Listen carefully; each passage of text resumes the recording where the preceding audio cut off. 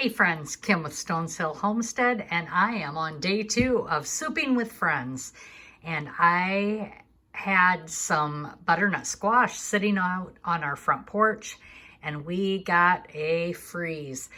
So I didn't want these to go to waste, so I am making butternut squash soup and thought I'd bring you along. I am starting this in a low setting on a crock pot, and I'm just gonna let these roast in the crock pot or cook in the crock pot while I sleep. So I will see you in a little while. Okay, so to start this souping with friends recipe, we are doing butternut squash soup. And it calls for a pumpkin seed granola over the top. I'm not making the pumpkin seed granola. I'm just going to use what granola I already have on hand that I've made. And it's basically the same. The only difference in my granola than what the recipe calls for is the pepitas. I don't have any of those on hand. So that's the only difference that the granola is gonna be, but I am going to be happy to share the recipe with you down in the description. So we are gonna get started. The first thing we are using is my Pampered Chef blender. It's a cooking blender, and I am using that because it takes all the work out for me. And in doing that, then I can go about my day and do other things, just very much like the crock pot, although this only takes about a half an hour total. But we do need to put the ingredients in the right order into this blender. So the first thing we're going to start with is 2.5 cups of water. I choose to use my bone broth that I have made. So I am using a pint, which is 2 cups. Plus, I am making up the difference in the 2.5 cup with the water so that I have 2.5 cups of fluid. And I'm just going to pour that in here. So you can see. There you go. So 2.5 cups of broth. The next ingredient I need is 2 tablespoons of brown sugar. I have pre-measured that already. So I'm going to put that in there. The next ingredient is 1 teaspoon of salt. I'm going to be using my real salt from Redmond's.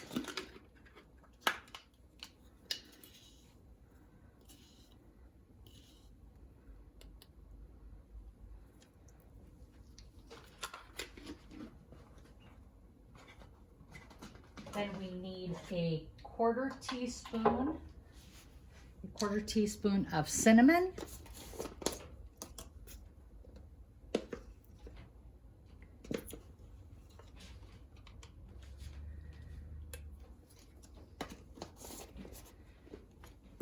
Quarter teaspoon of ground ginger,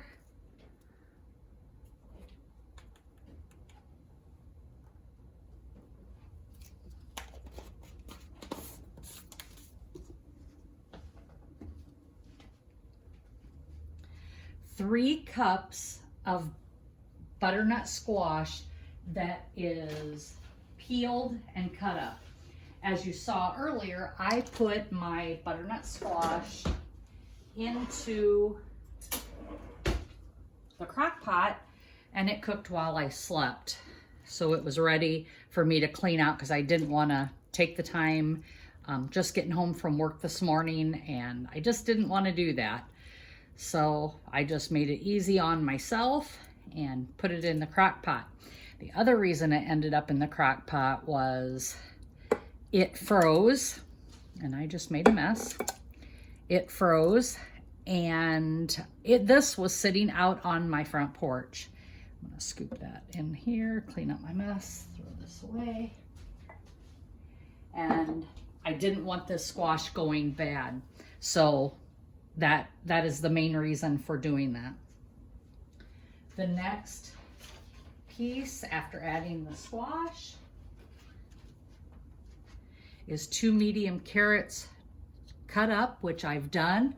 And on top of there, you see my 2 cloves of garlic that are peeled. And I'm just gonna dump those right in there. And the last thing was an unusual ingredient to me. It is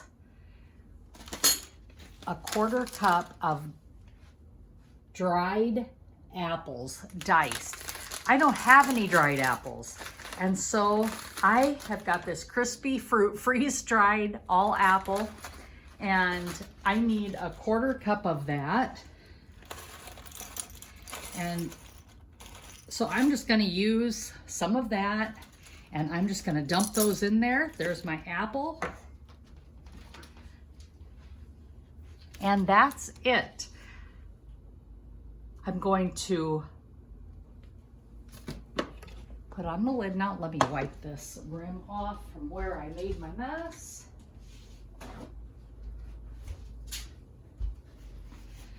Get this wiped off.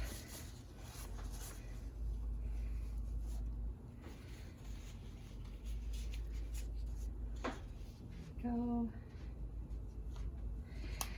I'm gonna put this lid on. And then we, oops, put it on the wrong way. There we go. And then we lock it in. And I'm gonna bring you down. There is a dial here. And we are going to switch this to where it is the soup setting.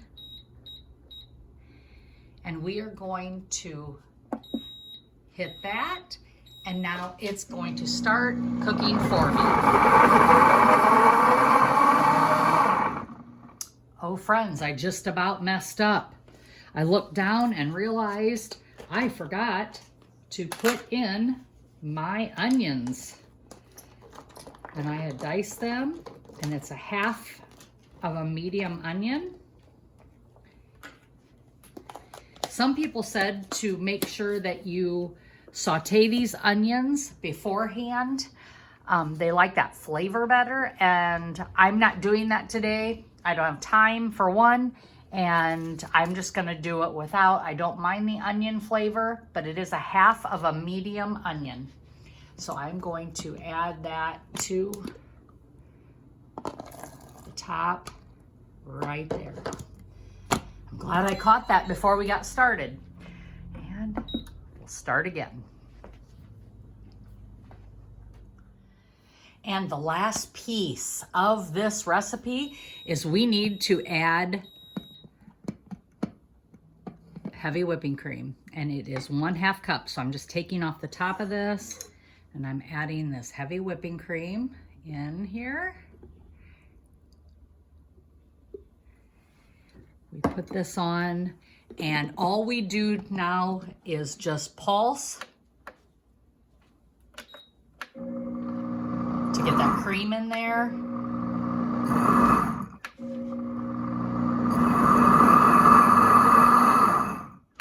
And that's all blended, and we are done.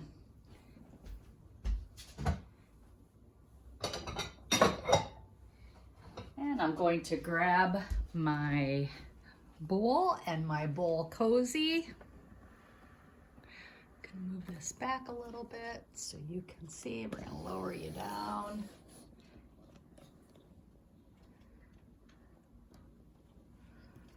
Got my John Deere bowl koozie here, cozy. I'm not sure what you call them, but anyway, got my John Deere one. And for the past 10 weeks, my husband has been at harvest. So I have not had him around much to cook for. And he is home, and we are back on track. For those of you farmers out there that know, harvest in the west and out Midwest, out west, and in the south, it has been pretty busy this year. And he has just got done with soybeans and corn and cotton. So here we go. We're just gonna pour this in here. Look at that rich recipe, our rich butternut squash soup. And at this point, this is where you would put your granola in. I'm just going to taste it without the granola. Grab a spoon.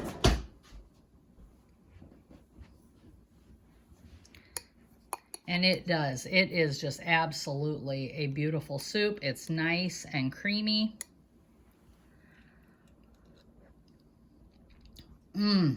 That is really good.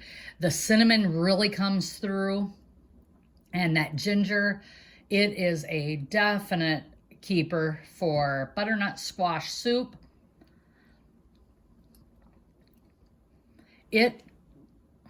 I'm trying to think what that taste is that I'm tasting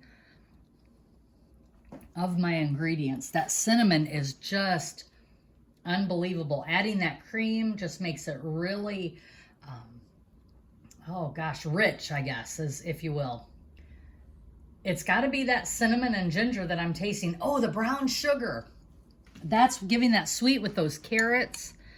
Oh, what a wonderful soup. This is really fantastic. Well, I'm going to sit here and finish my bowl of soup before I go to work. And as always, everyone, thank you so much for joining Souping with Friends. It is hosted by Modern Homestead Alaska and Flat Tire Homestead Alaska. We want to thank them for this open collaboration. And we just appreciate each and every one of you. Thank you for all the new subscribers. And the best way and the easiest way to help me is by liking, subscribing, and sharing on your own channels, your own social media avenues. I only am on Facebook and on YouTube. I do not have an Instagram account, and I really don't think I plan on having one yet. But if you so choose, please share and direct them my way. I would really appreciate it. My goal for this year is to have 1,000 subscribers by December 31st. And I would appreciate you just giving me a thumbs up in this video. I definitely know that YouTube has an algorithm that they follow. So thanks again, everyone. And as always, be blessed and laugh as much as you breathe. Have a great day, everyone. Okay, everyone, the video's never over with me. What about adding some bacon to this? And the other thing I forgot to tell you is if you want this dairy-free and not add heavy whipping cream, I bet you this would be spectacular with coconut milk or coconut whipping cream. Then you could keep it dairy-free. Thanks, everyone.